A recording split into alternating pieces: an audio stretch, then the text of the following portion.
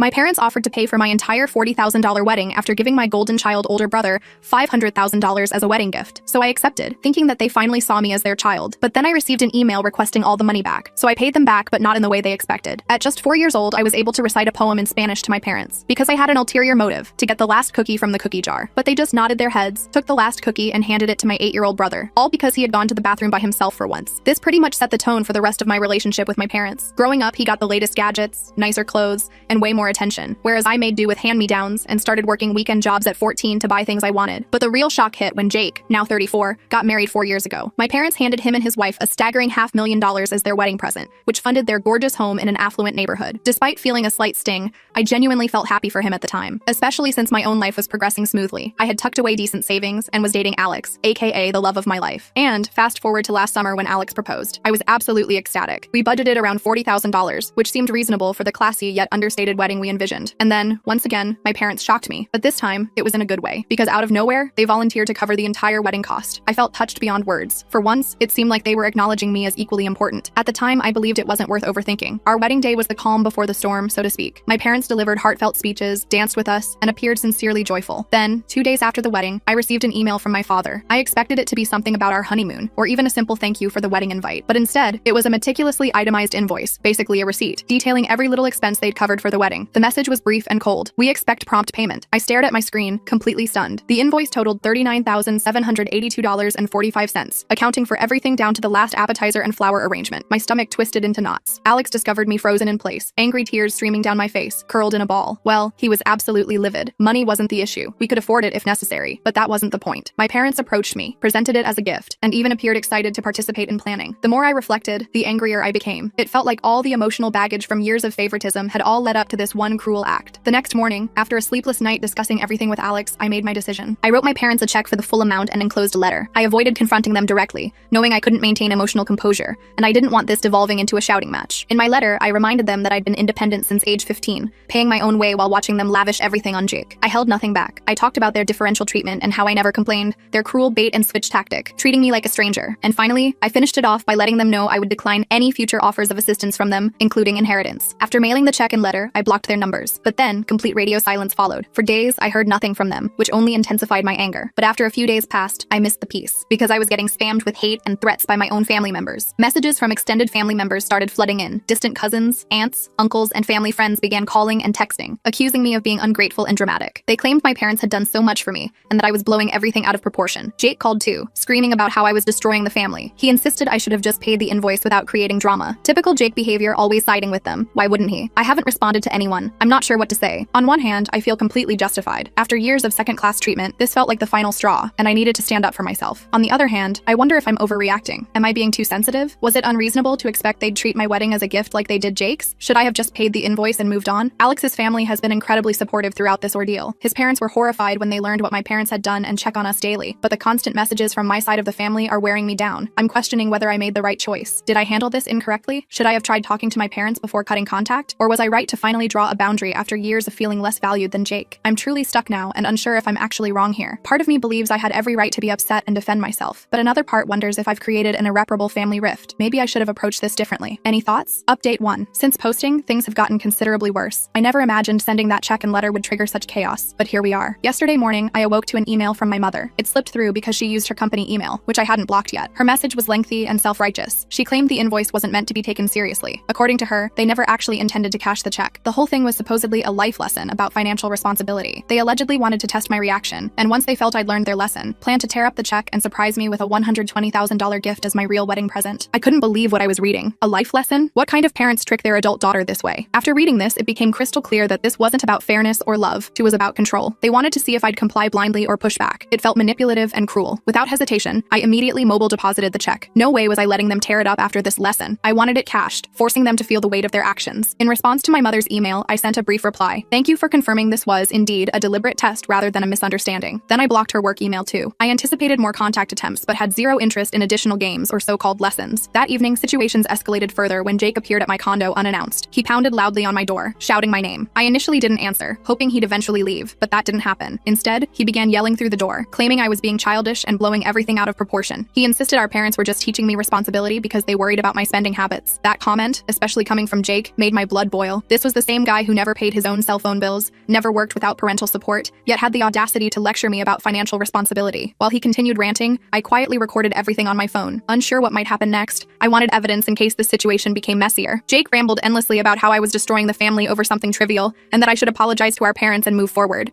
He claimed they never intended to hurt me and had always done their best for both of us. He kept insisting I was overreacting and the entire situation was my fault. I remained silent, refusing to open the door. I just sat there listening, silently fuming. Eventually, after what felt like forever, he left, but not before calling me selfish and accusing me of trying to sever family ties over money. After he departed, I sat quietly for a while, feeling overwhelmed by everything. Jake's outburst only confirmed what I'd always known. He would perpetually take their side, regardless of how unreasonable or hurtful their actions were. That night, more messages poured in from extended family. Apparently, Jake went straight to my parents after failing to speak with me, and now they were rallying everyone against me. My phone flooded with texts from aunts, uncles, and several family friends. Most messages followed an identical pattern, calling me ungrateful, accusing me of causing unnecessary drama, and urging me to apologize for how I'd treated them. One message particularly struck me from an aunt I hadn't heard from in years. She claimed I was fortunate to have parents who cared enough to teach such lessons, and that I should be grateful they spent anything on my wedding. She concluded by saying I was lucky to even have parents who wanted involvement in my life. I couldn't believe how quickly everyone turned against me. It seemed they'd all decided my parents were right simply because they possessed the money and power. Nobody seemed concerned about the emotional manipulation or years of favoritism leading to this point. They only saw me rejecting their supposed generosity, which was sufficient for everyone to side against me. By this point, Alex worried about how much this affected me. He kept asking if I wanted a break from social media and to turn off my phone temporarily for peace. He reassured me I wasn't wrong, reminding me of all the times my parents showed favoritism toward Jake and how they always used money to manipulate us both. The most frustrating aspect was my inability to get straightforward answers. My parents weren't reaching out to explain themselves further. They truly believed their narrative, portraying themselves as misunderstood parents just trying to help, while I was the ungrateful daughter who exaggerated everything. I began wondering if I should have handled things differently. Maybe instead of sending that letter and blocking them, I should have had a proper conversation. But then again, I knew how those conversations typically went. They'd twist everything until I ended up apologizing for feeling hurt initially. It was a cycle I'd been trapped in for years, and I lacked energy to repeat it. For now, I'm focusing on the life Alex and I are building together. We can't do much except hope things improve eventually. Update 2. Hey everyone, I want to begin by thanking you all for your responses. Reading your comments, advice, and personal stories has truly helped me process recent events. It's been an emotional roller coaster, and your support means more than you realize. While I've tried maintaining strength, things have taken another unexpected turn. A few days after Jake's visit, I received a call from my father's brother, my uncle. We hadn't spoken in years, and honestly, I expected him to echo everyone else's sentiment about reconciling with my parents. Instead, his revelations completely transformed my perspective. He began by mentioning he'd heard about our situation through family gossip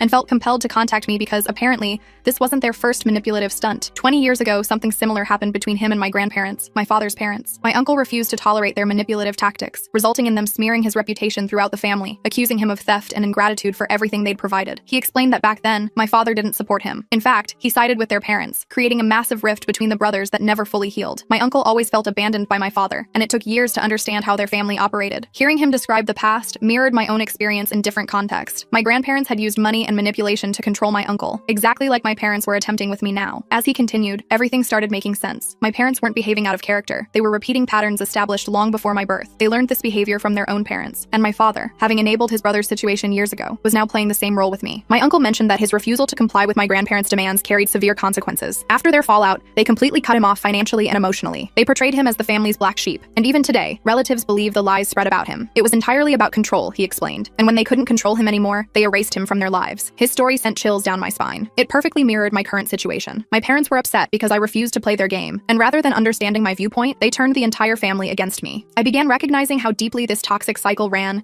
and how entrenched my parents were in believing they could control their children through manipulation. After our conversation, I couldn't stop contemplating everything he shared. It made me wonder if, deep down, my father's behavior stemmed from guilt. Perhaps he knew he'd abandoned his brother years ago and was now justifying his actions by doubling down on identical tactics. My parents ha. In subsequent days, family members continued messaging me. Clearly, Jake had been working overtime rallying people against me. One cousin I'd always been close with sent a lengthy text claiming I was selfish and disrespectful for not appreciating everything my parents had done. She said it wasn't too late to fix things, but I needed to humble myself and apologize before it was too late. Her message contained identical rhetoric everyone else used, which was exhausting to read. I realized I was raised in a family where love came with conditions. Everything involved strings, whether financial help, emotional support, or even celebrating life events like weddings. Now that I'd refused to follow their rules, I was being isolated, just like my uncle had been. Alex remained my foundation throughout this ordeal. After my uncle's call, we had a lengthy discussion about our future. He assured me that regardless of what happens, we'd overcome this together, and that I owed nothing to anyone, not my parents, not Jake, and certainly not extended family members who suddenly became amateur psychologists. His unwavering support has been beyond invaluable. Despite Alex's support, I still felt conflicted. My parents had significantly damaged me emotionally, and part of me still wondered if I was mistaken. Was there a way to repair things without compromising my boundaries? I spent hours debating internally, trying to determine if reconciliation was possible possible without sacrificing my mental health. Then something unexpected occurred. I received a voicemail from my father, his first direct contact since I'd sent the letter and check. His voice sounded different, not angry or demanding as expected, but tired. He mentioned not wanting to continue fighting and willingness to talk if I was open to it. While he didn't apologize or acknowledge what happened, something had clearly shifted. Perhaps he was beginning to realize I wouldn't back down this time. I haven't responded yet. Part of me wants to call back and explore the possibility of an honest conversation about everything, but another part recognizes this could be another manipulation attempt to make me feel guilty. My uncle's words keep echoing. They'll never admit wrongdoing because they don't believe they're wrong. If I decide to speak with my father, I must prepare for the possibility that nothing changes. Currently, I'm still processing everything. Revelations from my uncle, family messages, my father's voicemail. It's overwhelming, and I'm uncertain about my next step. I want to believe my parents can change, finally seeing me as an equal rather than someone to control, but I also recognize that after years of such treatment, a single conversation won't repair the damage. For now, I'm taking each day as it comes. Alex and I are concentrating on our lives and future together, trying to build something healthy and free from toxic family patterns. Yet tension persists. Am I doing right by maintaining my position, or am I pushing away my only family? As much as I wish for clarity, I remain uncertain. Perhaps that's acceptable for now. I'll update as things develop, but currently, I'm navigating this situation as best I can. Update 3. Hi everyone. First, I want to express how thankful I am for all your responses. Your advice and support have been priceless while dealing with this family disaster. When I initially posted, I had no idea where things were heading or what I wanted, but after reading your comments and considerable reflection, I've reached important conclusions. Something that really resonated from your responses was how many pointed out that I've been forcing myself to repair relationships with my parents, trying to patch things up and pretend everything was normal. But truthfully, I've finally accepted that it's okay if things don't return to normal because, honestly, I'm not even sure what normal actually was. My relationship with my parents was always unhealthy, and I've spent years ignoring that fact. Now I realize it's acceptable to abandon the idea that things will ever meet my expectations. Many of you suggested I might have been too generous in my assumptions about my father's guilt. Looking back, I see I was clinging to hope that maybe his behavior stemmed from guilt and that he could change. You were right. It doesn't justify his actions or excuse years of manipulation, favoritism, and emotional control. No matter how guilty he might feel, it doesn't erase the harm inflicted or mean I should forgive him for it. Simultaneously, I recognized my need for closure, to end this chapter of my life, regardless of whether it involves reconciliation with my parents. So I decided to meet with my father, feeling it was necessary for my own closure, not theirs. Meeting him, I immediately noticed he wasn't the same intimidating figure from my childhood. He appeared worn down, almost defeated, and for the first time ever, genuinely apologetic. He didn't explicitly say, "I'm sorry," but he apologized for how the wedding situation unfolded and for how both my mother and Jake had treated me. He even mentioned speaking with relatives and asking them to stop harassing me, which provided slight relief. Then he did something unexpected. He attempted returning the money. He produced the same check I'd sent for wedding expenses and slid it across the table,